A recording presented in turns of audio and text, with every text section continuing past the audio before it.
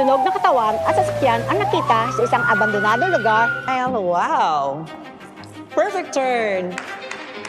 Ano lakad yan? Po, kulelat nga ako.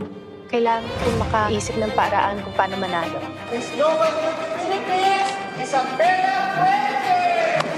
Sa paligid ay ng mga traces of blood na nakumpirmang nabibilang kay Miss Global Beauty Philippines title holder, Isabela Puentes. Miss Olivia Rose? Yes. Maaari ba namin kayo makausap?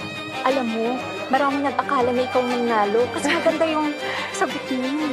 Couldn't be more happy for her. Mag-best friend nga pala kayo. Oh, marami daw nakakita kay Isabela na pumasok sa kwarto. 2 judges, ilang araw bago ang coronation. Palibhasa, mga bubita kayo. Kung ano pa chismis ginagawa niyo sa alaga I ko. would like to meet Marcos Lopez, ang founder ng Helping Hands Philippines. Very passionate siya about this kind of projects. Nakikipaglandian ka ba sa iba? Ha?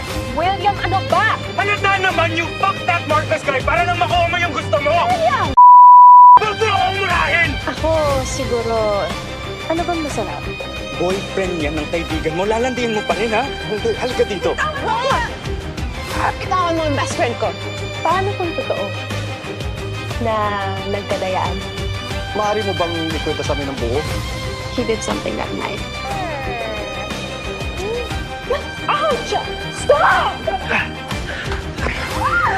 Feeling ko he did something to my best friend.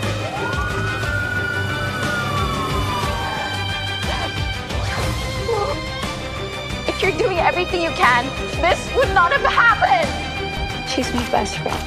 Kung hindi siya titigil, mapapatay ko na talaga siya. Pagod na ako sa panggagago mo! How is it being the new Miss Global Beauty Philippines?